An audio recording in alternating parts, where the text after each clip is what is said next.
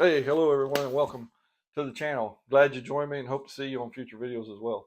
Hey, if you haven't, please check out some past videos and the shorts.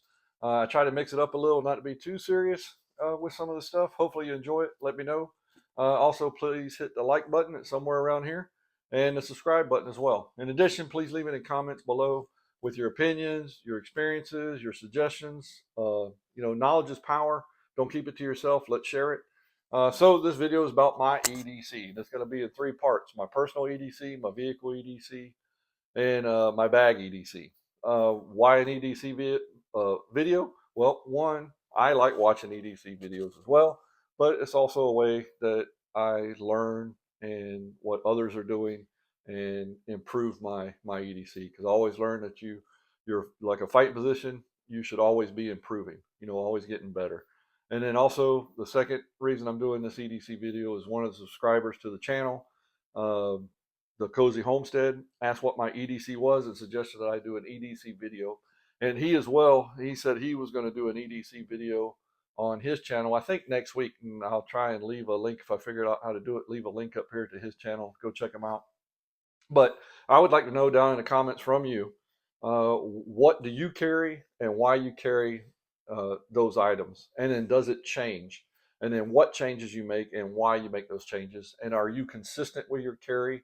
And then winter times that you don't carry. So anyway, let's start it off. So my watch, it's a Garmin Instinct 2.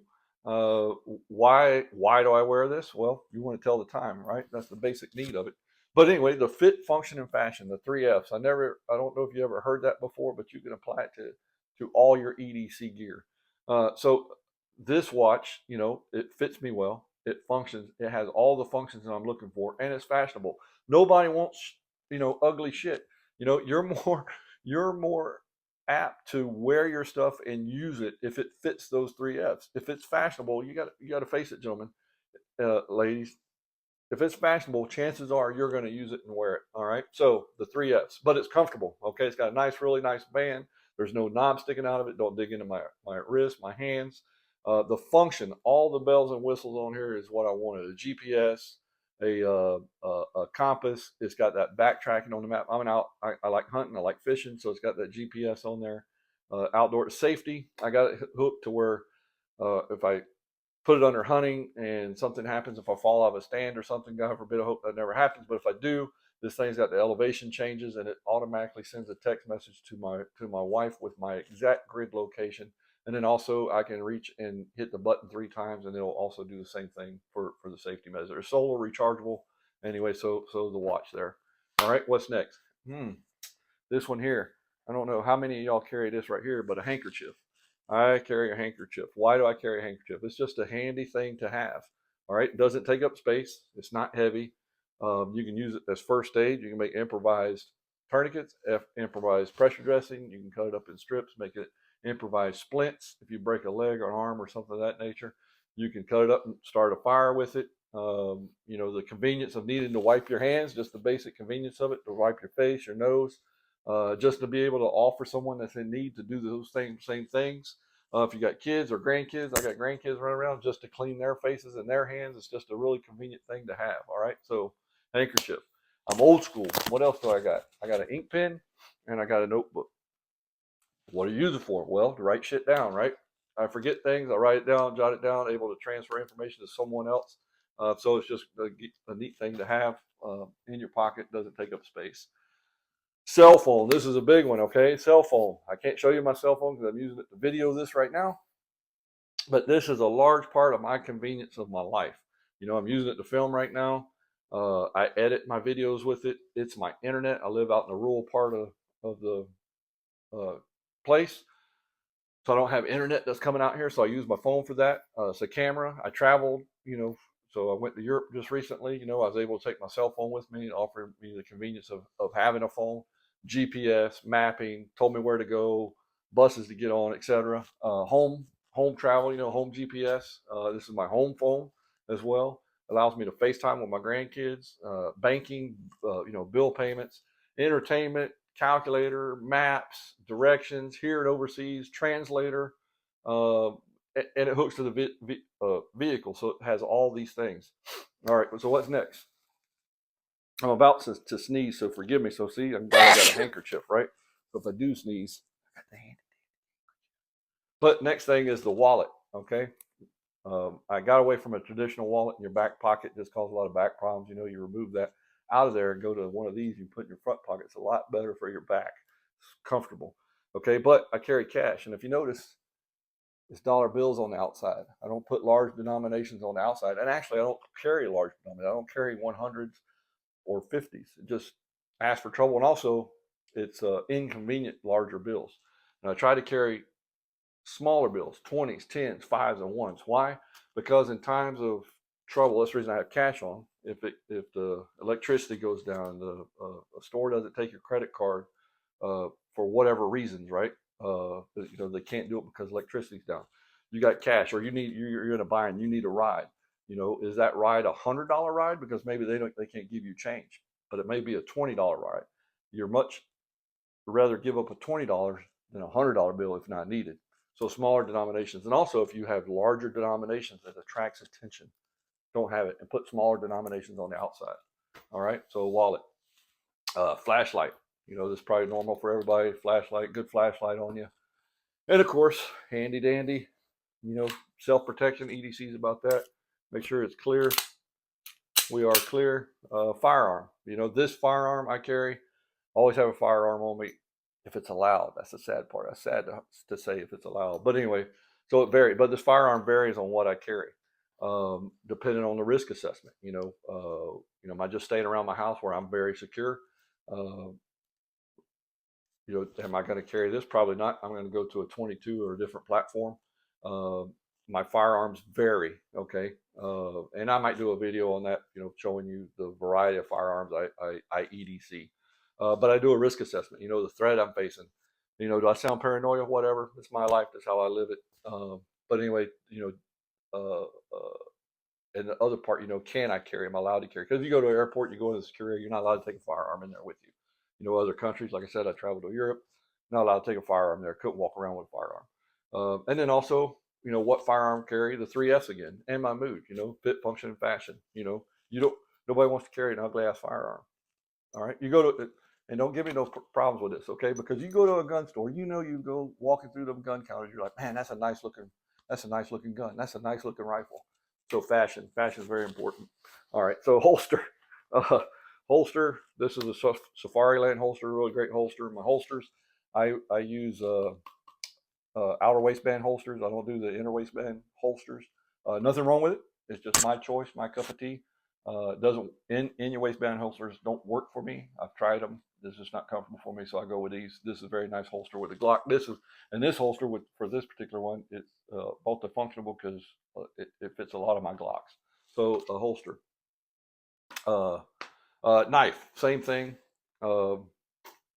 With a knife is it varies, based on risk assessment, my need, my mood, the three F's, etc. Okay, so the knife I'm carrying today uh, is a Buck Ranger 112. Listen, oh, I love that click. Anyway, so this is a very sharp knife, great blade, easy to sharpen, holds an edge well. This one I've had probably, oh man, years. Early '90s, I think got this knife. I had to get another sheath for it, but this one has served me very, very well. I like it, man. It's just old school. It's heavy too. You could, if I had to, you can use it for a multitude of things. Very tough knife.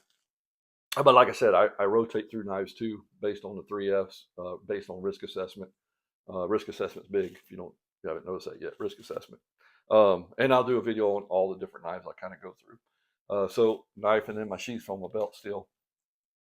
The other thing is, if you notice here, I got this little thing. It's my keys, and it's a clip on the belt. But I don't let my keys just dangle out of my pocket. I have this clip because my keys fit right inside my pocket. It holds it up high in my pocket, so it's not creating a big bulge down in the bottom of the pocket. But this thing just velcros onto my belt. You just take it off. It has a nice clip there, so this can stay on my belt. And if I need to take the keys off, I can take the keys off, and it just conveniently clips Oh, I said conveniently. Now I can't get it clipped back on, but it conveniently clips back on, and it just holds them up in the higher part of my pocket. Okay. Um, Hat. Um, I wear I wear a hat. Obviously, keep sun out. Fact, hey, three Fs. Remember the three Fs: fit, function, and fashion. All right, the three Fs. But anyway, so I in a rural part. I'm out here on my homestead, sun, working outside. I wear a hat. I hunt. I fish. I wear a hat a lot. Okay, and the same thing. I got a variety of hats to go through. Gloves. I carry gloves. Gloves are always around me, mostly 99.9% of the time. I use them extensively. These are very nice. They fit good. They're not bulky. They're thin enough, but they're durable enough to work with. They're thin enough to use your firearms with it as well. The texture on here is you can use it with your cell phone, so you don't have to take a glove off to use your cell phone. These are mechanics gloves. I probably need to order some more here, but I got a hole in it already.